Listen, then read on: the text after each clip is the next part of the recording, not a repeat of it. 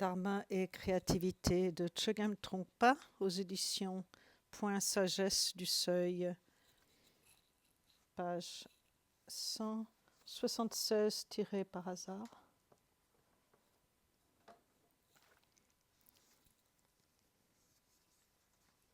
Il est primordial de savoir, avant de produire quoi que ce soit, il faut sentir que l'espace est libre, ouvert, exempt de tout obstacle. Donc je reprends le texte. Au sein de cet espace fondamental, il existe une liberté inouïe qui n'est pas le résultat de la création artistique. C'est une liberté pré-production. Il est primordial de le savoir. Avant de produire quoi que ce soit, il faut sentir que l'espace est libre, ouvert, exempt de tout obstacle. C'est dans cet état d'esprit, lorsque l'attitude et l'expérience juste de l'espace sont déjà présentes, surgit alors une grâce, quelque chose de sacré. Lorsque le sentiment d'espace est suffisant et quand le combat a cessé, on peut se détendre. On commence à découvrir ce qu'il est convenu d'appeler le monde sacré, où toute entreprise artistique est considérée comme sacrée. Et ce n'est pas parce qu'on est futé ou brillant en maths, en technologie ou en politique. Dans le principe du ciel, le sacré est un facteur agglomérant.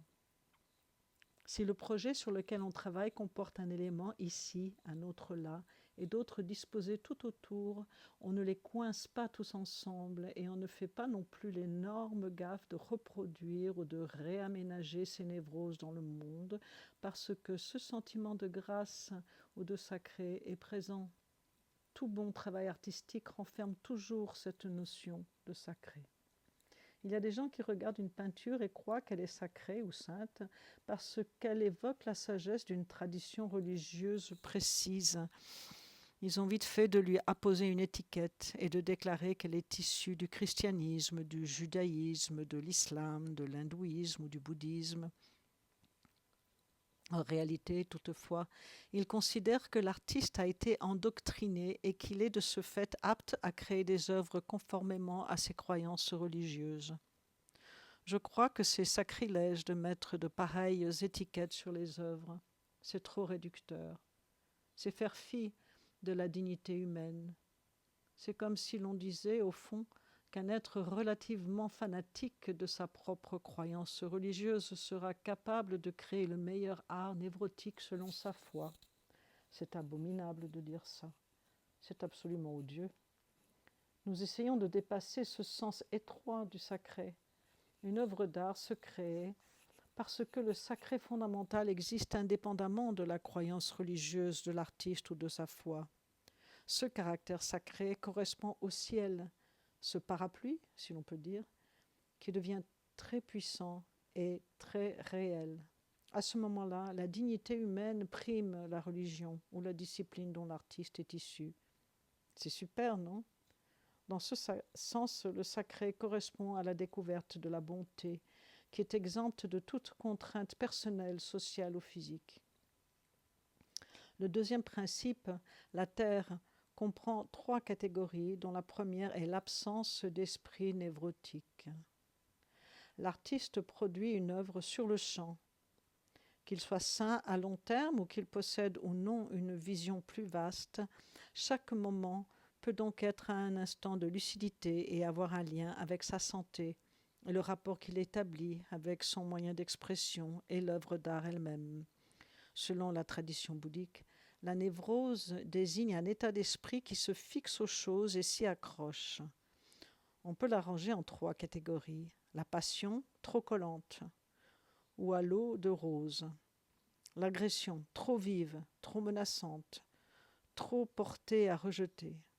Et l'ignorance, état de stupeur où l'on n'arrive pas à faire la différence entre le noir et le blanc, la gauche ou la droite.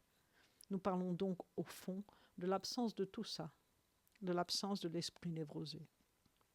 La deuxième catégorie du principe de la terre se nomme détente complète et santé intégrale. Ce sentiment de détente est si présent dans le corps et l'esprit de l'artiste que celui-ci acquiert une grande douceur. son rapport au monde apporte beaucoup de réconfort, au point où, avant de créer une œuvre, il pourra éprouver l'impression d'avoir été lavé à la machine. Complètement détendu, il n'offre aucune résistance. Le corps et l'esprit fusionnent au point où un sentiment de bonté prend déjà naissance en lui. On pourrait dire qu'il sort du sauna, tellement soulagé de quitter cet endroit, il se sent détendu. On parle donc, en fin de compte, de relaxer.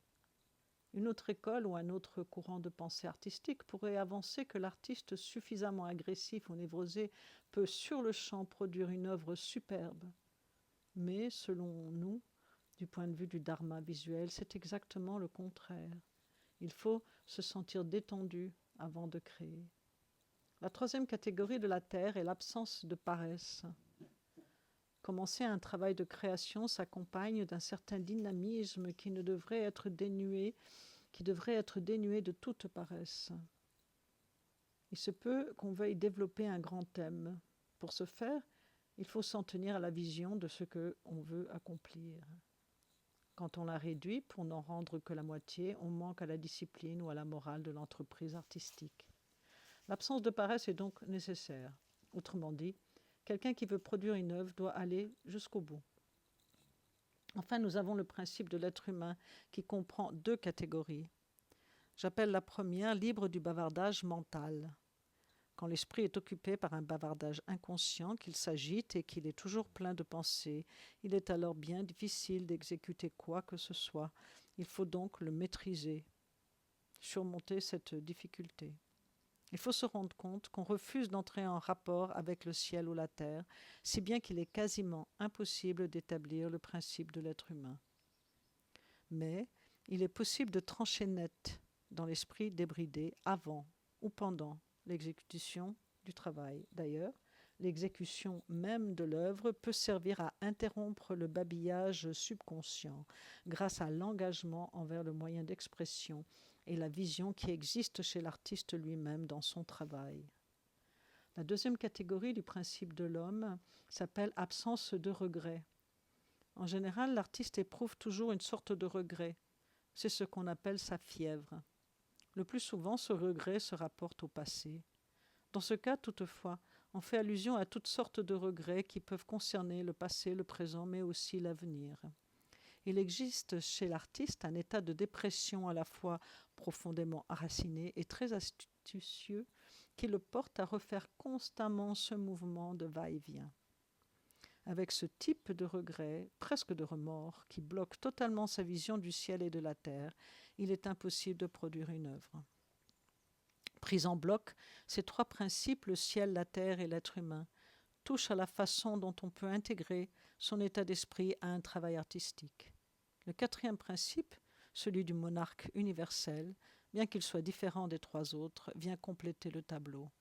C'est lui qui joint le ciel et la terre. Il s'agit d'un principe unitaire, c'est-à-dire qu'il affirme que corps et esprit peuvent travailler en harmonie. L'esprit acquiert par conséquent un sentiment d'ouverture et de paix. Le corps n'est plus agité ni agressif. Cela rend le travail artistique doux et non artificiel ou extraordinaire. C'est du bon travail, très authentique. Il vaut alors la peine d'être un artiste, on se sent bien. On peut être très fier de pratiquer un art. C'est si bon d'être un artiste. Ça peut rendre si heureux. On peut travailler selon les principes du ciel, de la terre et de l'être humain et se révéler soi-même grâce à eux. L'aventure pourrait être extraordinaire, fabuleuse.